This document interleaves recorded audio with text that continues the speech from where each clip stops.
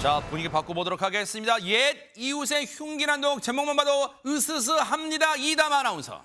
이게 지난 5일 오후 6시 36분쯤에요. 부산 북구의 한 빌라 앞 현관 쪽에서 있었던 일입니다. 어머나. 오후 6시 36분이면 요즘 같을 때는 환한 대낮이나 그렇죠. 다름없는 환한 시간입니다.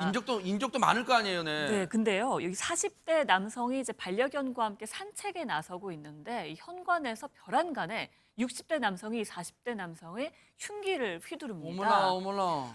그리고 이 남성은요, 곧이어 바로 본인을 자해했다고 합니다. 세상에. 그래서 구급대가 출동했고 병원으로 이송이 됐는데 이 40대 남성은 일단 가슴 쪽을 크게 다쳐서 결국 숨지고 말았고요.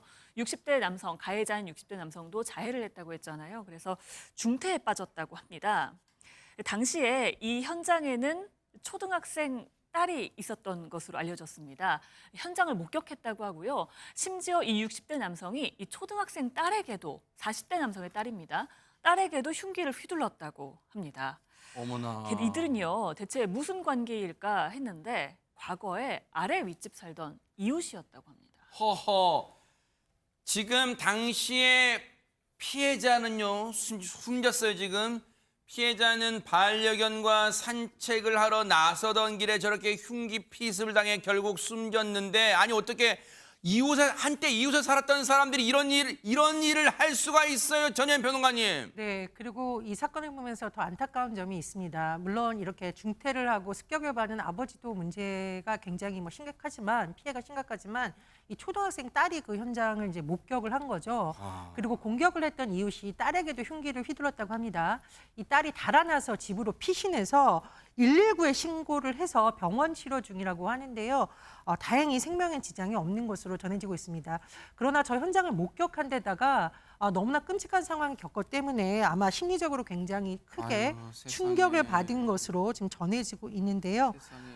이 아빠의 딸의 죽음을 알 거 아니에요. 그렇습니다. 이 심리 지원을 위해서 전문가를 좀 파견하고 피해자 보호를 진행 중이라고 하는데 경찰이 이 사건의 실체를 밝히는 데도 집중을 해야겠지만 이 피해자의 딸이 더 이상 정신적인 고통을 겪지 않도록 굉장히 섬세한 치료와 지원이 필요할 것으로 보입니다. 지금 김현주 평론가님, 어쩌다가 한때는 이웃이었던 이 사람들 어떻게 이웃에게 이런 일을 했을까요? 좀 미뤄 짐작할 수 있는 대목은 없을까요? 그러니까 지금 피해를 입은 숨진 40대 남성이 위층에 살고 가해자인 60대 남성이 한때 아래층에 살았던 거죠.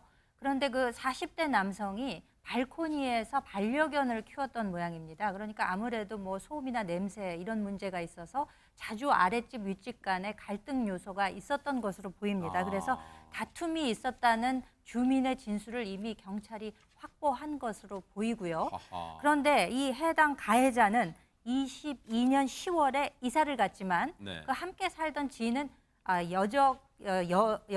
이제껏 이 빌라에 지금 해당 빌라에 살고 있었기 때문에 그래요? 그 지인을 방문하기 위해서 가해자가 자주 이 빌라를 방문했던 모양입니다. 그래서 이 60대 남성 지인, 기존에 살고 계시던 이분조차도 작년 7월에 이 반려견 문제로 다툼이 일어나서 112에 신고하기도 했었다는 것이 주위의 전언이기도 합니다. 아니 그러면 물론 단언할 수는 없어요, 아직은. 그런데 지금 주변 분들 이 얘기에 의하면 하재근 평론가님, 이번 끔찍한 사건이 반려견 갈등 때문에 발생했을 수도 있다는 거예요, 그러면? 그랬을 가능성도 있지만 지금 경찰이 얘기하는 건 뭐냐면 반려견 갈등이 원인이라고 지금 단정할 수는 없다. 아하. 왜냐면 가해자의 말을 들어야 되잖아요. 그러니까요. 가해자가 내가 왜 그랬다라고 말을 해야 되는데 지금 중태에 빠져 있으니까 아하. 가해자의 진술을 아직 못 들은 거예요. 네. 그래서 경찰이 지금 주변 수사를 하고 있는데 네. 가해자의 의식이 돌아오는 대로 네. 정확한 사건 경위를 청취할 예정입니다. 아하. 그런데 보세요.